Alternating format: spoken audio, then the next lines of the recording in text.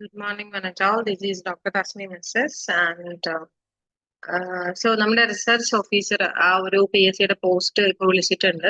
അതിന് വേണ്ടിയിട്ട് കൊമേഴ്സ് ഒരു സബ്ജക്റ്റ് ആയിട്ട് നമുക്ക് പഠിക്കേണ്ടതുണ്ട്. അതിൽ വന്നിട്ട് ഈ ക്യാപിറ്റൽ മാർക്കറ്റിന്റെ ഒക്കെ ഒരു ഏരിയ അതിന്റെ ലാസ്റ്റ് ഇപ്പൊ നിലവിൽ നമുക്കൊരു സിലബസ് ഇല്ല.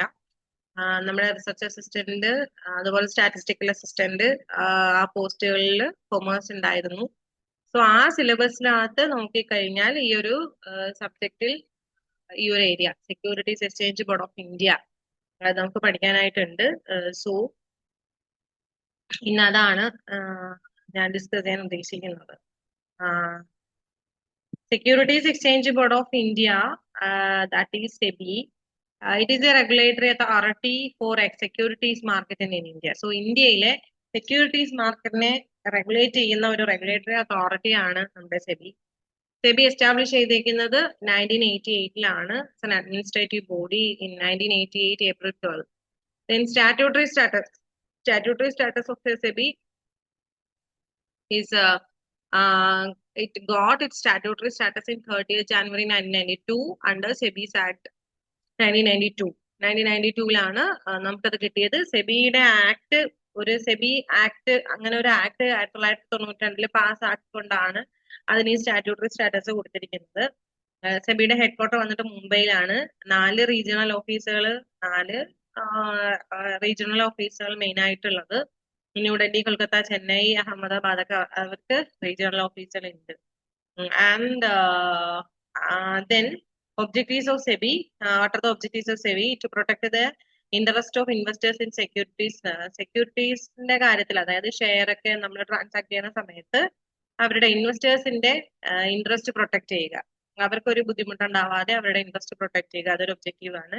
ദെൻ ഡെവലപ്മെന്റ്, സെക്യൂരിറ്റി മാർക്കറ്റിന്റെ ഡെവലപ്മെന്റിന് വേണ്ടിയിട്ടുള്ള കാര്യങ്ങൾ പ്രൊമോട്ട് ചെയ്യുക. To regulate securities market to ensure fair functioning.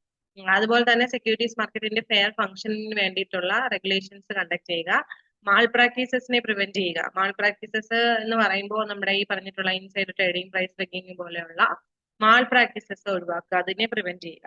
Then to ensure transparency and investor confidence in capital market. അതുപോലെ ക്യാപിറ്റൽ മാർക്കറ്റിൽ ഇൻവെസ്റ്റേഴ്സിന്റെ കോൺഫിഡൻസ് ബൂസ്റ്റ് ചെയ്യുക, അത് ഉറപ്പുവരുത്തുക. So capital market malpractices ഇല്ലാതെ സ്മൂത്ത് ആയിട്ട് ഇത് ഫംഗ്ഷൻ ചെയ്യുന്നുണ്ടെങ്കിൽ നമ്മുടെ ഇൻവെസ്റ്റേഴ്സിന് അതിന്മേലുള്ള കോൺഫിഡൻസ് ഇൻക്രീസ് ചെയ്യും. സോ അങ്ങനെയുള്ള സ്മൂത്ത് ഫംഗ്ഷനിങ് ഉറപ്പുവരുത്തുക എന്നുള്ളതാണ് സെബിയുടെ objective. Then what is organisation structure? Organisation structure പറയുകയാണെങ്കിൽ മൊത്തം 8 മെമ്പേഴ്സ് ആണ് സെബിയുടെ ഓർഗനൈസേഷൻ സ്ട്രക്ചറിലുള്ളത്. അതിൽ മെയിൻ ആയിട്ട് വരുന്ന ആൾ അല്ലെങ്കിൽ ഹെഡ് ചെയർപേഴ്സൺ ആണ്. ചെയർപേഴ്സണെ അപ്പോയിന്റ് ചെയ്യുന്നത് സെൻട്രൽ ഗവൺമെന്റ് ആണ്. ഈ 8 പേരിൽ ഒരാൾ റിസർവ് ബാങ്ക് ഓഫ് ഇന്ത്യയുടെ റെപ്രസെന്റേറ്റീവ് ആയിരിക്കും, ഒരു മെമ്പർ അവിടെ നിന്നുള്ളതായിരിക്കണം. ആൻഡ് യൂണിയൻ ഫിനാൻസ് മിനിസ്ട്രിയിൽ നിന്ന് 2 പേര്, പിന്നെ 5 അതർ മെമ്പേഴ്സ് 5 പേരുണ്ടാവും. അതിൽ 3 പേര് ഫുൾ ടൈം മെമ്പേഴ്സ് ആയിരിക്കണം. Next role of SEBI. സെബിക്ക് 3 തരത്തിലുള്ള റോൾ അല്ലെങ്കിൽ ഫംഗ്ഷൻസ് ആണുള്ളത്. Regulatory role, developmental role, protective role. ഈ റെഗുലേറ്ററി റോളിനകത്ത് നമ്മുടെ ഇന്റർമീഡിയറീസിനെ റെഗുലേറ്റ് ചെയ്യാനുള്ള, ഈ പറഞ്ഞിട്ടുള്ള സ്റ്റോക്ക് എക്സ്ചേഞ്ചിനെയൊക്കെ സെക്യൂരിറ്റീസ് മാർക്കറ്റിനെ റെഗുലേറ്റ് ചെയ്യാനുള്ള റൂൾസ് ഫ്രെയിം ചെയ്യുക, അതാണ് റെഗുലേറ്ററി റോൾ. പിന്നെ ഡെവലപ്മെന്റൽ റോളിനകത്ത് പ്രൊമോട്ട് ആൻഡ് എഡ്യൂക്കേറ്റ് ഇൻവെസ്റ്റേഴ്സിനെ പ്രൊമോട്ട് ചെയ്യുക, അവരെ എഡ്യൂക്കേറ്റ് ചെയ്യുക, അതാണ് രണ്ടാമത്തെ ഡെവലപ്മെന്റൽ റോളിനകത്ത് വരുന്നത്. ദെൻ പ്രൊട്ടക്റ്റീവ് റോളിനകത്ത് safeguard investors against unfair trade practice ഇല്ലാതെ അവരെ സേഫ് ഗാർഡ് ചെയ്യുക. Then next functions of SEBI. സെബിയുടെ ഫസ്റ്റ് ഫംഗ്ഷൻ പ്രൊട്ടക്റ്റീവ് ഫംഗ്ഷൻ ആണ്. അതിൽ വരുന്ന കാര്യങ്ങൾ എന്തൊക്കെയാന്ന് വെച്ച് കഴിഞ്ഞാൽ ഇൻസൈഡ് ട്രേഡിംഗ് പ്രൊഹിബിറ്റ് ചെയ്യുക. ഈ ഇൻസൈഡ് ട്രേഡിംഗ് എന്ന് പറഞ്ഞു കഴിഞ്ഞാൽ ഒരു കമ്പനിയുടെ കോൺഫിഡൻഷ്യൽ ആയിട്ടുള്ള ഇൻഫർമേഷൻ, അപ്പൊ അവർക്ക് മാത്രമായിട്ടുള്ള കുറച്ച് കോൺഫിഡൻഷ്യൽ ഇൻഫർമേഷൻ ഉണ്ടായിരിക്കും. ഈ കമ്പനിയുടെ എംപ്ലോയീസിനൊക്കെ ആയിരിക്കും ഇത് അറിയാവുന്നത്. ഇങ്ങനെയുള്ള കോൺഫിഡൻഷ്യൽ ആയിട്ടുള്ള ഇൻഫർമേഷൻ ചോർത്തി കൊടുത്തുകൊണ്ട്, അല്ലെങ്കിൽ അത് പുറത്തു വിട്ടുകൊണ്ട് എന്തെങ്കിലും ഒരു ഫിനാൻഷ്യൽ അഡ്വാൻറ്റേജ് ഒരു എംപ്ലോയി അല്ലെങ്കിൽ ഈ കമ്പനിക്കകത്തുള്ള ഒരാള് നേടിയെടുക്കുന്നുണ്ടെങ്കിൽ അതിനാണ് ഇൻസൈഡ് ട്രേഡിംഗ് എന്ന് പറയുന്നത്. അത് തടയുക, അതാണ് പ്രൊട്ടക്റ്റീവ് ഫംഗ്ഷനിലൊന്ന്. പിന്നെ അതുപോലെ തന്നെ ഫ്രോഡുലന്റ് ആൻഡ് അൺഫെയർ ട്രേഡ് പ്രാക്ടീസുകൾ നടക്കുന്നുണ്ടെങ്കിൽ സെക്യൂരിറ്റീസ് മാർക്കറ്റിനകത്ത് അത് തടയുക. ദെൻ ഇൻവെസ്റ്റേഴ്സിന്റെ എഡ്യൂക്കേഷന്റെ അവയർനെസ് അവർക്ക് പ്രൊമോട്ട് ചെയ്യുക. ദെൻ കമ്പനീസ് ഒക്കെ ടൈംലി ഡിസ്ക്ലോഷേഴ്സ് കണ്ടക്ട് ചെയ്യുന്നുണ്ടോ എന്ന് ഉറപ്പുവരുത്തുക. ടൈംലി ഡിസ്ക്ലോഷർ എന്ന് വെച്ച് കഴിഞ്ഞാൽ ഈ കമ്പനീസ് എല്ലാ ഫിനാൻഷ്യൽ ഇയറിന്റെ എൻഡിൽ വന്നിട്ട് ഇവരുടെ ഫിനാൻഷ്യൽ സ്റ്റേറ്റ്മെന്റ്സ് ഡിസ്ക്ലോസ് ചെയ്യണം. അത് അവർ കറക്റ്റ് ആയിട്ട് ഡിസ്ക്ലോസ് ചെയ്യുന്നുണ്ടോ, പബ്ലിഷ് ചെയ്യുന്നുണ്ടോ അത് ഉറപ്പുവരുത്തുക. then അതുപോലെ taking action against Mal practices in securities market. നമ്മുടെ സെക്യൂരിറ്റീസ് മാർക്കറ്റിനകത്ത് എന്തെങ്കിലും മാൽ പ്രാക്ടീസസ് നടക്കുന്നുണ്ടെങ്കിൽ അതിനെതിരായിട്ടുള്ള ആക്ഷൻസ് എടുക്കുക. ഇതൊക്കെയാണ് ഇവിടുത്തെ ഫങ്ഷൻസ്. ദെൻ നെക്സ്റ്റ് ഏതാണ് നമ്മൾ ഈ പറഞ്ഞത് പ്രൊട്ടക്റ്റീവ് ഫങ്ഷൻസ്. ഇനി റെഗുലേറ്ററി ഫങ്ഷൻസ്. റെഗുലേറ്ററി ഫംഗ്ഷനകത്ത് സ്റ്റോക്ക് എക്സ്ചേഞ്ച് റെഗുലേറ്റ് ചെയ്യുന്നതായിട്ട് റിലേറ്റ് ചെയ്തിട്ടുള്ള കാര്യങ്ങളാണ് ഈ റെഗുലേറ്ററി ഫംഗ്ഷനകത്ത് വരുന്നത്. സോ റെഗുലേറ്ററി ഫംഗ്ഷൻസ് എന്തൊക്കെയാന്ന് വെച്ച് കഴിഞ്ഞാല് രജിസ്റ്റേഴ്സ് ആൻഡ് കൺട്രോൾ ഇന്റർമീഡിയറീസ്. നമ്മുടെ ഈ പറഞ്ഞിട്ടുള്ള ഇന്റർമീഡിയറീസിനെ കൺട്രോൾ ചെയ്യുക, അവര് രജിസ്ട്രേഷൻ ഉറപ്പുവരുത്തുക. ഇന്റർമീഡിയറീസ് ആരൊക്കെയാന്ന് ചോദിച്ചാല് merchant bankers, mutual fund, portfolio managers, then under writers. ഇങ്ങനെയുള്ള ഇന്റർമീഡിയറീസിനെ കൺട്രോൾ ചെയ്യുക, അവരുടെ രജിസ്ട്രേഷൻസ് കണ്ടക്ട് ചെയ്യുക. Then take overs and acquisition, കമ്പനിയുടെ ടേക്ക് ഓവർ, അക്വിസിഷൻ, മെർജേഴ്സ് ഇതൊക്കെ ഉണ്ടെങ്കിൽ അത് റെഗുലേറ്റ് ചെയ്യുക. അതുപോലെ തന്നെ മാർക്കറ്റ് ഇന്റർമീഡിയറീസിന്റെ ഇൻസ്പെക്ഷൻ, അവരുടെ accounts, books of accounts audit ചെയ്യുക, അതിനകത്ത് ഇൻസ്പെക്ഷൻസ് കണ്ടക്ട് ചെയ്യുക. ഇനി എന്തെങ്കിലും വൈലേഷൻസ് ഉണ്ടായി കഴിഞ്ഞാൽ അവർക്ക് പെനാൽറ്റീസ് ഇമ്പോസ് ചെയ്യുക. ഇതൊക്കെ റെഗുലേറ്ററി ഫംഗ്ഷനകത്ത് വരുന്നത്. നെക്സ്റ്റ് വന്നിട്ട് ഡെവലപ്മെന്റൽ ഫംഗ്ഷൻ. ഡെവലപ്മെന്റൽ ഫംഗ്ഷൻസ് വെച്ചാൽ അതിനകത്ത് കുറച്ച് ട്രെയിനിങ്ങും പ്രോഗ്രാമും കാര്യങ്ങളൊക്കെയാണ്. അവയർനെസ് പ്രൊവൈഡ് ചെയ്യുക, മാർക്കറ്റ് പാർട്ടിസിപ്പൻസിനായിട്ടുള്ള ട്രെയിനിങ് പ്രൊവൈഡ് ചെയ്യുക, അതുപോലെ തന്നെ ഇലക്ട്രോണിക് ട്രേഡിംഗ് പ്രൊമോട്ട് ചെയ്യുക. ഇപ്പൊ വന്നിട്ട് ഇലക്ട്രോണിക് ട്രേഡിംഗ് ആണ് നിലവിലുള്ളത്. ദെൻ സെൽഫ് റെഗുലേഷൻ, ഇന്റർമീഡിയറീസിന് അവർക്ക് അവരുടേതായിട്ടുള്ള സെൽഫ് റെഗുലേഷൻസ് എൻകറേജ് ചെയ്യുക. ദെൻ പ്രൊസീജിയേഴ്സ് എല്ലാം ഇന്നോവേറ്റീവ് ആയിട്ടുള്ള ഫിനാൻഷ്യൽ ഇൻസ്ട്രുമെന്റ്സ് കൊണ്ടുവന്നുകൊണ്ട് ഈ പറഞ്ഞിട്ടുള്ള പ്രൊസീജിയേഴ്സ് എല്ലാം സിംപ്ലിഫൈ ചെയ്യുക. അതുപോലെ തന്നെ promote research and development in securities market. Security മാർക്കറ്റിനകത്ത് റിസർച്ച് ആൻഡ് ഡെവലപ്മെന്റ് എല്ലാം പ്രൊമോട്ട് ചെയ്യുക. ഇതൊക്കെയാണ് അവരുടെ developmental functions. Next powers of SEBI. സെബിയുടെ പവർ എന്തൊക്കെയാണ്?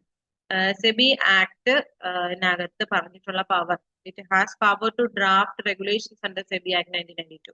ഈ പറഞ്ഞിട്ടുള്ള സെബി ആക്ട് പ്രകാരം റെഗുലേഷൻസ് ഡ്രാഫ്റ്റ് ചെയ്യാനുള്ള പവർ അവർക്കുണ്ട്. അതുപോലെ തന്നെ ഇൻവെസ്റ്റിഗേഷൻസ്, ഇൻക്വയറീസ്, ഓഡിറ്റ് എല്ലാം കണ്ടക്ട് ചെയ്യാനുള്ള പവർ ഉണ്ട്. ഇവരുടെ ഇന്റർമീഡിയറീസിന്റെ ഇടയിൽ ഈ പറഞ്ഞിട്ടുള്ള ഇൻക്വയറി, ഓഡിറ്റ്, ഇൻവെസ്റ്റിഗേഷൻ കണ്ടക്ട് ചെയ്യാനുള്ള പവർ സെബിക്കുണ്ട്. അതുപോലെ തന്നെ power to suspend or cancel registration of intermediaries. അവരുടെ ഇന്റർമീഡിയറീസിന്റെ ഈ പറഞ്ഞിട്ടുള്ള രജിസ്ട്രേഷൻ ക്യാൻസൽ ചെയ്യാനോ സസ്പെൻഡ് ചെയ്യാനോ ഉള്ള, ഇവർ എന്തെങ്കിലും മാൾ പ്രാക്ടീസ് നടത്തുന്നവർക്ക് ഉറപ്പ് വന്നു കഴിഞ്ഞാൽ അവരുടെ രജിസ്ട്രേഷൻസ് ക്യാൻസൽ ചെയ്യാനുള്ള പവർ ഉണ്ട്. Then power to impose monetary penalties. ഈ പറഞ്ഞിട്ടുള്ള വയലേഷൻസ് വരുത്തി കഴിഞ്ഞാൽ മോണിറ്ററി പെനാൽറ്റീസ് തന്നെ ഇമ്പോസ് ചെയ്യാനുള്ള പവർ ഉണ്ട്. ദെൻ കമ്പനീസിനും ഇന്റർമീഡിയറീസിനും വേണ്ടിയുള്ള ഡയറക്റ്റീവ്സ് ഇഷ്യൂ ചെയ്യാനുള്ള പവർ സെബിക്കുണ്ട്. അതുപോലെ തന്നെ പവർ ടു അപ്രൂവ് സ്റ്റോക്ക് എക്സ്ചേഞ്ചസിന്റെ ബൈലോ. ഉറപ്പായിട്ടും സ്റ്റോക്ക് എക്സ്ചേഞ്ചിന് ഇന്ത്യയിൽ പ്രവർത്തിക്കണമെങ്കിൽ അതിന്റെ ബൈലോ സെബി അപ്രൂവ് ചെയ്തിരിക്കണം. അത് അപ്രൂവ് ചെയ്യാനും റിജക്ട് ചെയ്യാനുമുള്ള അധികാരം നമ്മുടെ സെബിക്കുണ്ട്. Then important guidelines. അപ്പൊ എന്തൊക്കെ ഗൈഡ് ലൈൻസ് ആണ് സെബി പ്രൊവൈഡ് ചെയ്യുന്നത്? ഇനിഷ്യൽ പബ്ലിക് ഓഫറിംഗ് കണ്ടക്ട് ചെയ്യാനുള്ള ഈ പറഞ്ഞിട്ടുള്ള എന്താണ് ഇനിഷ്യൽ പബ്ലിക് ഓഫറിംഗ് എന്ന് വെച്ചാൽ ഫസ്റ്റ് ടൈം നമ്മൾ ഷെയർ ഇഷ്യൂ ചെയ്യുന്നതായിട്ട് റിലേറ്റ് ചെയ്തിട്ടുള്ള കാര്യങ്ങളാണ് ഇനിഷ്യൽ പബ്ലിക് ഓഫറിംഗിനകത്ത് വരുന്നത്. അപ്പൊ അതിന്റെ ഗൈഡ് ലൈൻസ് ഇവരാണ് പ്രൊവൈഡ് ചെയ്യുന്നത്. മെർജേഴ്സ് ആൻഡ് ടേക്ക് ഓവേഴ്സ് ഉണ്ടെങ്കിൽ അതിൻ്റെത്, കമ്പനീസ് തമ്മിൽ മെർജ് ചെയ്യത്തില്ലേ, അപ്പൊ അങ്ങനെയുള്ള ഈ പറഞ്ഞിട്ടുള്ള മെർജേഴ്സ് ആൻഡ് ടേക്ക് ഓവേഴ്സ്. ഇപ്പം കമ്പനി മെർജ് ചെയ്യുമ്പോൾ നമുക്ക് ഇപ്പൊ റീസെന്റ് ആയിട്ടല്ല, പെട്ടെന്ന് പറയാൻ പറ്റുന്നത് ഇപ്പൊ വോഡാഫോണും ഐഡിയയും ചേർന്നിട്ട് ഇപ്പൊ VI ആണ്. അതൊരു മെർജിങ് അങ്ങനത്തെ ഒരു സംഭവമാണ്. സോ അങ്ങനെയുള്ള മെർജിങ്, അമാൽഗമേഷൻ, ടേക്ക് ഓവേഴ്സ് ഒക്കെ വന്നു അതിന്റെ ഗൈഡ് ലൈൻസ് പ്രൊവൈഡ് ചെയ്യുക. ദെൻ അടുത്തത് norms for mutual fund operations. അതുപോലെ തന്നെ mutual fund operation. Mutual fund ഓപ്പറേഷൻസിന്റെ നോംസ് പ്രൊവൈഡ് ചെയ്യുക. അതുപോലെ corporate governance regulations, guidelines, അതിന്റെ guidelines. Then rules for foreign institutional ഇൻവെസ്റ്റേഴ്സിന്റെയും ഫോറിൻ പോർട്ട്ഫോളിയോ ഇൻവെസ്റ്റേഴ്സിന്റെയും റൂൾസ്. അതുപോലെ ഇൻസൈഡ് ട്രേഡിംഗ് റെഗുലേഷൻസ് 2015 അത് 2021 അമെന്റ് ചെയ്തിട്ടുണ്ട്. ഇതിന്റെയൊക്കെ ഗൈഡ് ലൈൻസ് പ്രൊവൈഡ് ചെയ്യുക എന്നുള്ളതാണ്. Then recent initiatives by SEBI. സെബിയുടെ റീസെന്റ് ആയിട്ടുള്ള ഇനിഷ്യേറ്റീവ്സ് എന്തൊക്കെയാണ്? First one T+1 settlement cycle. അതായത് ഇപ്പൊ ട്രാൻസാക്ഷൻ നടന്ന അടുത്ത ഒരു നെക്സ്റ്റ് വർക്കിംഗ് ഡേയിലായിരിക്കും നമ്മുടെ എന്താണ് ഈ പറഞ്ഞിട്ടുള്ള സെറ്റിൽമെന്റ്, ക്യാഷ് കൊടുത്തിട്ട് അത് സെറ്റിൽ ചെയ്യുന്നത് അടുത്ത ദിവസമായിരിക്കും. അതാണ് സെറ്റിൽമെന്റ് സൈക്കിൾ. T+1. T+7 ആയിരുന്നു മുന്നേ, അത് 7 ദിവസം കഴിഞ്ഞിട്ടായിരിക്കും അപ്പൊ അതിന്റെ സെറ്റിൽമെന്റ് വന്നത്. പക്ഷെ ഇപ്പൊ എന്ന് വെച്ച് കഴിഞ്ഞാൽ T+1 ആണ്. പിന്നെ അതുപോലെ തന്നെ സോഷ്യൽ സ്റ്റോക്ക് എക്സ്ചേഞ്ച്, എൻവയോൺമെന്റൽ സോഷ്യൽ ഗവേണൻസ് ഡിസ്ക്ലോഷേഴ്സ് അവർ കൊണ്ടുവന്നു. ഡിജിറ്റൽ ഓൺബോർഡിങ്, അതായത് ഇപ്പോ നമ്മുടെ നോ യുവർ കസ്റ്റമർ അതെല്ലാം നമുക്ക് ഡിജിറ്റലി ചെയ്യാൻ പറ്റും, ഇലക്ട്രോണിക്കലി നമുക്ക് ചെയ്യാം. നമ്മുടെ ഡീറ്റെയിൽസിന്റെ വെരിഫിക്കേഷൻസ് എല്ലാം അവരുടെ സൈറ്റിൽ നമ്മൾ അപ്ലോഡ് ചെയ്ത് കൊടുത്താൽ മതിയാവും. പിന്നെ അങ്ങനെയുള്ള ഒരു സംവിധാനം കൊണ്ടുവന്നിട്ടുണ്ട്. അതുപോലെ സൈബർ സെക്യൂരിറ്റി നോംസ്, ഇന്റർമീഡിയറ്റ് ഇടയിലുള്ള സൈബർ സെക്യൂരിറ്റി നോംസ് ഒക്കെ സ്ട്രെങ്തൻ ചെയ്തിട്ടുണ്ട്. ഇതൊക്കെയാണ് അവരുടെ റീസെന്റ് ഇനിഷ്യേറ്റീവ്സ് എന്ന് പറയുന്നത്. ദെൻ നമുക്ക് കൺക്ലൂഷൻ സെബി എന്ന് പറഞ്ഞു കഴിഞ്ഞാൽ നമുക്ക് ഇങ്ങനെ കൺക്ലൂഡ് ചെയ്യാം. ഇന്ത്യൻ സെക്യൂരിറ്റി മാർക്കറ്റിന്റെ വാച്ച് ഡോഗ് ആണ് സെബി എന്ന് പറഞ്ഞു കഴിഞ്ഞാൽ ഈ പറഞ്ഞിട്ടുള്ള ഇന്ത്യൻ സെക്യൂരിറ്റി മാർക്കറ്റിനെ റെഗുലേറ്റ് ചെയ്യാനുള്ള rules and regulations everything is decided by SEBI. Capital market ഓപ്പറേഷൻസിനെ എഫിഷ്യന്റ് ആയിട്ടും വളരെ ട്രാൻസ്പെറന്റ് ആയിട്ടും ഫെയർ ആയിട്ടും കൊണ്ടുപോകാനായിട്ട്, അല്ലെങ്കിൽ അത് ഫെയർ ആണ് എന്ന് ഉറപ്പുവരുത്തുന്നത് ഇവരാണ്. Then by protecting investors and regulating market participants, SEBI plays a vital role in maintaining the integrity and growth of India's financial system. So നമ്മൾ ബേസിക്കലി സെബിയെ പറ്റിയിട്ട് മനസ്സിലാക്കേണ്ടുന്ന ഇത്രയും കാര്യങ്ങളാണ്.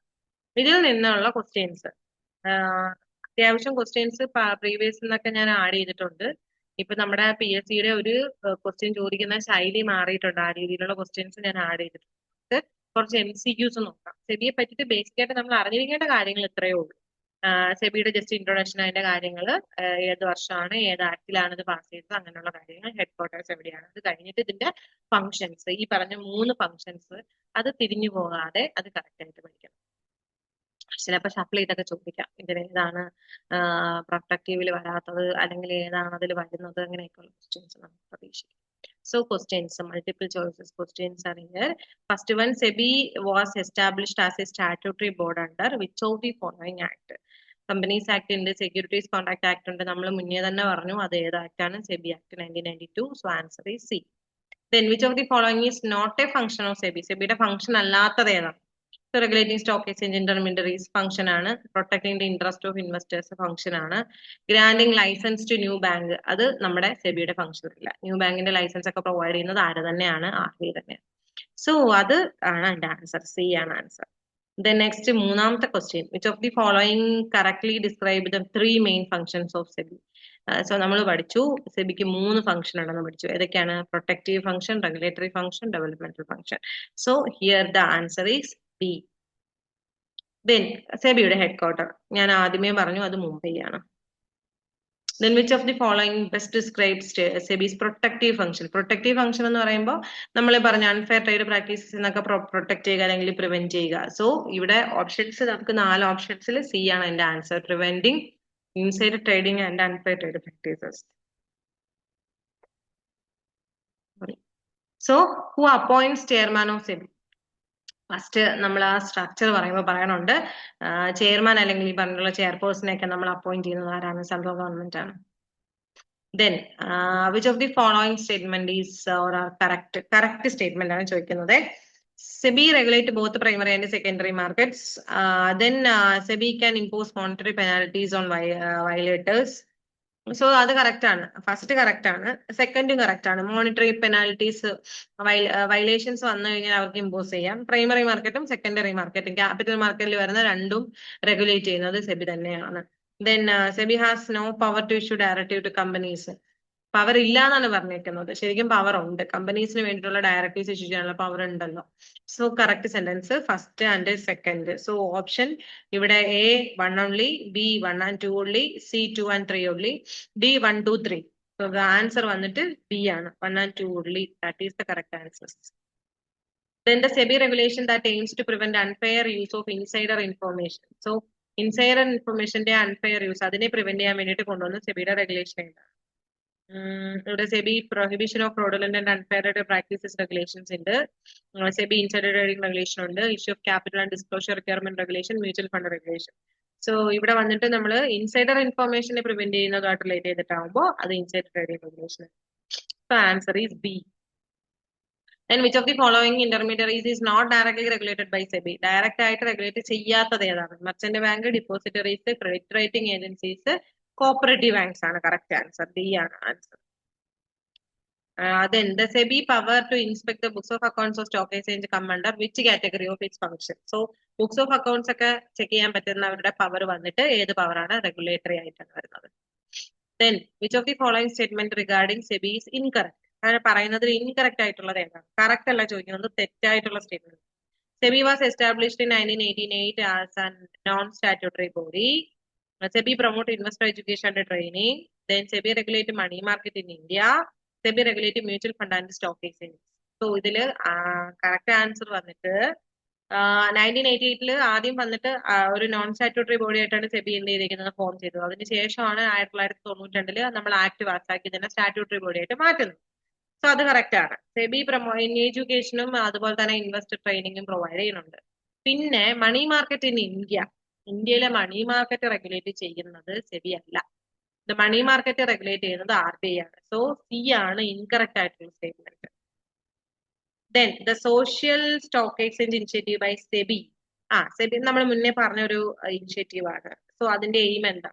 Hello non profit to raise fund through securities market. So നമ്മുടെ non profit organization, non profit ആയിട്ടുള്ള അവർക്ക് fund raise ചെയ്യാൻ വേണ്ടിയിട്ടുള്ള ഒരു സംവിധാനമാണ് ഈ പറഞ്ഞിട്ടുള്ള social stock exchange initiative. So അതിന്റെ ആൻസർ എ ആണ്. Then the T+1 cycle introduced by SEBI refers to ഞാൻ മുന്നേ പറഞ്ഞു settlement within 1 day. Transaction date കഴിഞ്ഞ് വിത്തിൻ 1 day നമ്മൾ ട്രാൻസാക്ഷൻ സെറ്റിൽ ചെയ്യുന്നതാണ്. Statement on the same day as the transaction, അത് correct അല്ല. സെറ്റിൽമെന്റ് വിത്തിൻ 1 week തെറ്റാണ്. Settlement after 1 trading session only, അതും തെറ്റാണ്. സെറ്റിൽമെന്റ് വിത്തിൻ 1 day ആണ് അതിന്റെ correct answer. Sorry. Under the T+1 system, trades are settled 1 day after the trade date. Trade date കഴിഞ്ഞ് next day 1 day settle ചെയ്യും. Okay. Then the social 14. Which of the following statement is about SEBI is correct? Correct statement ആണ് ചോദിക്കുന്നത്. It is under the Ministry of Corporate Affairs. It is quasi-legislative, quasi-executive and quasi-judicial body. And it can issue criminal punishment like imprisonment. It regulates both banking and insurance sectors. So, ഇതിനകത്ത് അവർ ചോദിച്ചിരിക്കുന്നത് correct statement. Ministry of corporate അഫയേഴ്സിന്റെ കീഴിലല്ല വരുന്നത്. So അത് correct അല്ല. Criminal punishment നമുക്ക് penalty ഒക്കെ കൊടുക്കാം, പക്ഷെ ആളിനെ പിടിച്ച് ജയിലിലിടാനുള്ള അധികാരമൊന്നും സെബിക്കില്ല. അത് കോടതിയാണ്. അങ്ങനെയാണെന്നുണ്ടെങ്കിൽ ഇവർ കോടതിയിൽ കേസ് മൂവ് ചെയ്തിട്ട് അങ്ങനെ പറ്റത്തുള്ളൂ. ബാങ്കിങ് ഇൻഷുറൻസ് ഒന്നും അതിനകത്ത് വരുന്നതല്ല. അപ്പൊ കറക്റ്റ് ആയിട്ടുള്ള സ്റ്റേറ്റ്മെന്റ് കോസി ലെജിസ്ലേറ്റീവ് ആണ്, കോസി എക്സിക്യൂട്ടീവ് ആണ്, കോസി ജുഡീഷ്യലും ആണ്. അതാണ് correct. B is the answer. Then which one of the following is not a recent reform introduced by SEBI? Recent reform അല്ലാത്തത് ESG, dematerialization, KYC, digital onboarding എല്ലാം റീസെന്റ് ആണ്. Recent അല്ലാത്തത് ഏതാണ്? D ആണ്, CRR, cash reservation. Then under SEBI regulation, mutual fund must എങ്ങനെയാണ് mutual fund be registered as public limited companies, be registered under Indian Trust Act 1882, controlled by Ministry of Finance, have no requirement for trustees. Answer B ആണ്. അതിന് വേണ്ടിയിട്ടാണ് നമ്മുടെ ഈ പറഞ്ഞിട്ടുള്ള mutual fund register ചെയ്യേണ്ടുന്നത് Indian trust act 1882. Answer is B.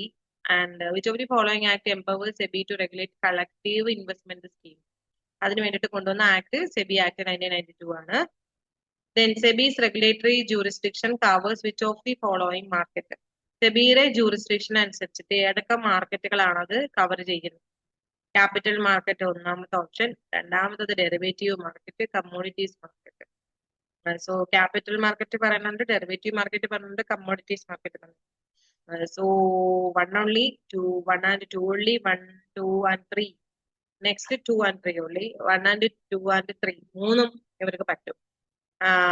അതായത് ഇപ്പൊ നമ്മുടെ ഫോർവേഡ് മാർക്കറ്റ് കമ്മീഷൻ മെർജ് ചെയ്തതിന് ശേഷം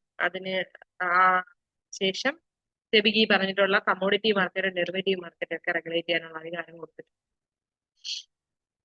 Then next SEBI LODR regulations 2015 deals with ആ ഒരു റെഗുലേഷൻ എന്തുമായിട്ട് റിലേറ്റ് ചെയ്തിട്ടുള്ളത്?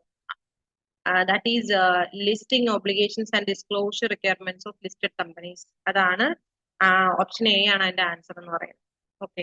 Then 20th question, which of the following is an example of SEBI's developmental initiative? Developmental initiative ആയിട്ട് relate ചെയ്തിട്ടുള്ളത് ഏതാണ്? Penalizing insider trading, അത് ഡെവലപ്മെന്റിൽ വരുന്നതല്ല, അത് പ്രൊട്ടക്റ്റീവ് റിലേറ്റഡ് ആണ്. Then cancelling registration of brokers, imposing monetary penalties. B ആണ് option B, promoting dematerialization of shares. So dematerialization അത് നമ്മുടെ പറഞ്ഞ ഡെവലപ്മെന്റ് നമുക്ക് പറയാം. സോ ഇനി next assertion reason type questions ആണ് സെബിയുടെ. ഫസ്റ്റ് അസേർഷൻ വന്നിട്ട് ഇപ്പൊ നമുക്ക് ഇങ്ങനെയുള്ള ക്വസ്റ്റ്യൻസും കാണാം. സോ അതുകൊണ്ട് SEBI was established to protect the interest of investors in security market and promote development of security market. First is the statement. Before establishment of SEBI, the capital market of India was largely unregulated and prone to manipulation. Okay. So A is true, but R is false. A is false, but R is true. Sorry. Extremely sorry. First code on it. Both A and R are true, and R is the correct explanation of A.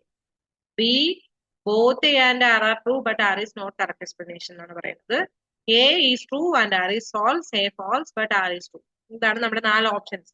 So നമുക്ക് first പറഞ്ഞിരിക്കുന്ന sentence correct ആണ്, രണ്ടാമത് പറഞ്ഞിരിക്കുന്ന സെന്റൻസും correct ആണ്. അത് മാത്രമല്ല അത് അതിന്റെ എക്സ്പ്ലനേഷനും കൂടെ ആണ്.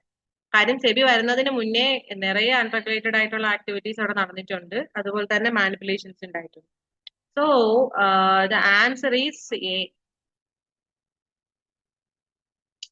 So next question number 2, assertion title question number 2. First assertion, SEBI regulated the money market in India.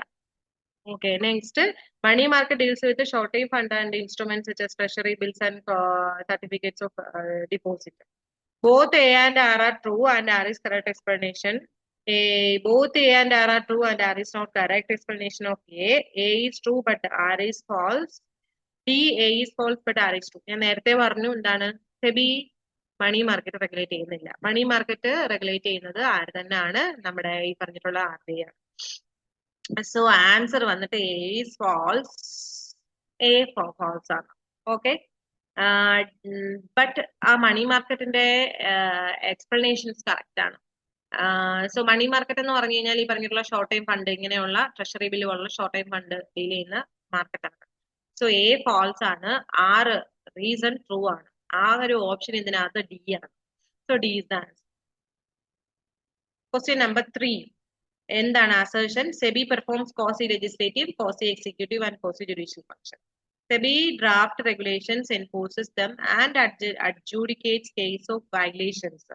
So violations എന്ത് ചെയ്യുന്നുണ്ട് എന്നാണ് പറയുന്നത്. വയലേഷൻസ് എൻഫോഴ്സ് ചെയ്യുന്നുണ്ട്, റെഗുലേറ്റ് ചെയ്യുന്നുണ്ട്. രണ്ടാമത്തെ റീസൺ എന്ന് പറയുന്നത്. ഫസ്റ്റ് സ്റ്റേറ്റ്മെന്റ് അസേർഷൻ കറക്റ്റ് ആണ്, കോസി ലെജിസ്ലേറ്റീവ് കോസി എക്സിക്യൂട്ടീവ് ആണ്.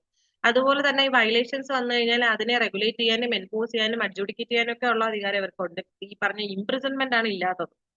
So both A and R are true and R is the correct explanation of A. അപ്പോ ആൻസർ എ തന്നെ. നാലാമത്തത്, SEBI can issue directives to stock exchanges and intermediaries to regulate the securities market. Correct. SEBI has no authority to impose penalties for violation of its regulations. അത് തെറ്റാണ് അല്ലെ? Reason no authority എന്നാണ് പറഞ്ഞേക്കുന്നത്. ശരിക്കും അവർക്ക് അതോറിറ്റി ഉണ്ട്. സോ ഹിയർ എ ട്രൂ ആണ്, ആറ് ഫാൾസ് ആണ്. അതാണ് answer. So answer is C. So next one, SEBI introduced a T+1 settlement cycle to make the Indian securities market more efficient. Under T+1 system, trade settlement occur one day after the transaction date, reducing risk and improving liquidity. So രണ്ട് സ്റ്റേറ്റ്മെന്റും correct തന്നെയാണ്. T+1ന്റെ ഒരു explanation പോലെയാണ് അടുത്തത് പറഞ്ഞേക്കുന്നത്. So answer is A. Code A ആണ് correct. Both A and R are true and R is the correct explanation. Okay, so ഇത്രയുമാണ് നിങ്ങൾക്ക് വേണ്ടിയിട്ട് MCQs എനിക്ക് പ്രിപ്പയർ ചെയ്യാൻ പറ്റിയത്. നിങ്ങൾ എന്ത് ചെയ്യുക, നന്നായിട്ട് പ്രിപ്പയർ ചെയ്യുക. ഈ പറഞ്ഞിട്ടുള്ള സെബിയെ പറ്റിയിട്ടുള്ള വളരെ കുറച്ച് ഏരിയ, വളരെ ചെറിയ ചുരുങ്ങിയ ഏരിയ ആണ് പഠിക്കുക. അത്രയേ ഉള്ളൂ വായിക്കാൻ വേണ്ടിയിട്ട്. വീഡിയോ കാണുമ്പോൾ തന്നെ നിങ്ങൾക്ക് ഫുൾ അതിന്റെ എല്ലാം മനസ്സിലാവും. ജസ്റ്റ് ഒരു വാച്ചിൽ തന്നെ നിങ്ങൾക്ക് വീഡിയോ കാണുമ്പോഴേക്കും വേണ്ടുന്ന കാര്യങ്ങൾ നിങ്ങൾക്ക് ഗ്രാസ്പ് ചെയ്യാൻ പറ്റും. പിന്നെ വേണ്ടുന്നത് ഈ പറഞ്ഞിട്ടുള്ള MCQs ആണ്. മാക്സിമം MCQs വർക്ക്ഔട്ട് ചെയ്യുക. Okay, thank you.